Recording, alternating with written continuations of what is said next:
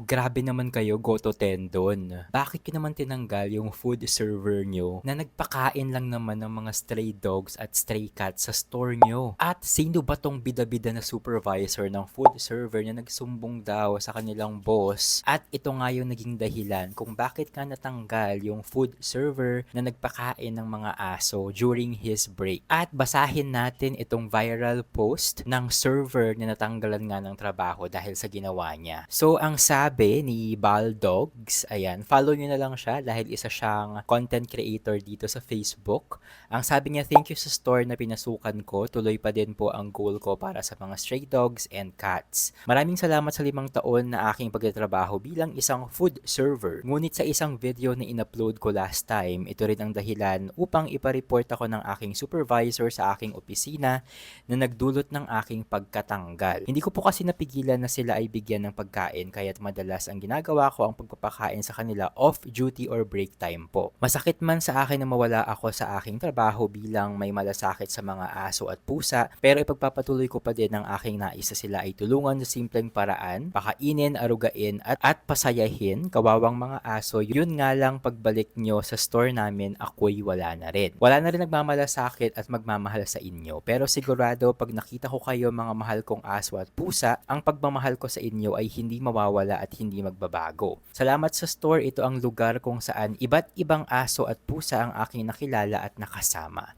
Now signing off, food server, pero tuloy pa din ang aking pagiging dog and cat lover. Ayan.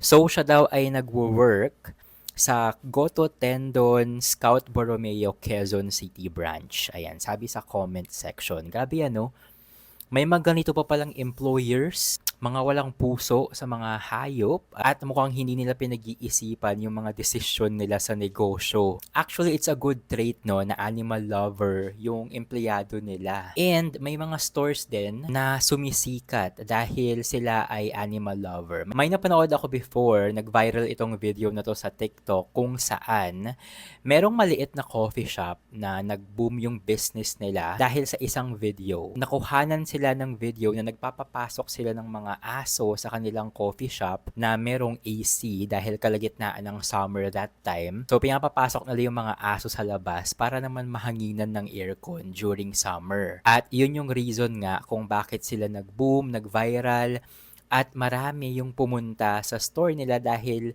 ayun nga, humanga, bumilib sa kanilang desisyon na ingatan yung mga aso, yung mga ligaw na aso sa paligid ng coffee shop nila. Pero dito sa Goto Tendon na to sa QC, mukhang kabaligtaran ang utak ng supervisor at nung boss na nag-decide nga na tanggalin itong server nila ng 5 taon dahil lang siya ay nagpakain ng mga ligaw na aso, ligaw na pusa sa store nila. Hindi nyo ba alam na sa isang video lang, dito lang, pwedeng masira ang negosyo nyo? At ayun na nga, dahil nag-viral itong story, itong reel ni Kuyang food server, marami na din ang gustong i-boycott ang Goto Tendon branch na to or Goto Tendon sa lahat ng branches na malapit sila, hindi na daw sila kakain dito dahil nga sa nangyari or sa desisyon nila na tanggalin yung food server nila for 5 years dahil lang siya ay nahuling nagpapakain ng mga ligaw na hayop sa kanilang store. At sabi pa ng isang concerned netizen, tinag niya ang Goto Tendon Scout Borromeo Quezon City branch, unlawful dismissal, anong disrespect and unsanitary na pinagsasabi nyo. Naka-break ang tao nyo kapag nagpapakain siya. Wala na kayong pakialam anuman gawin ng mga staff nyo sa break nila.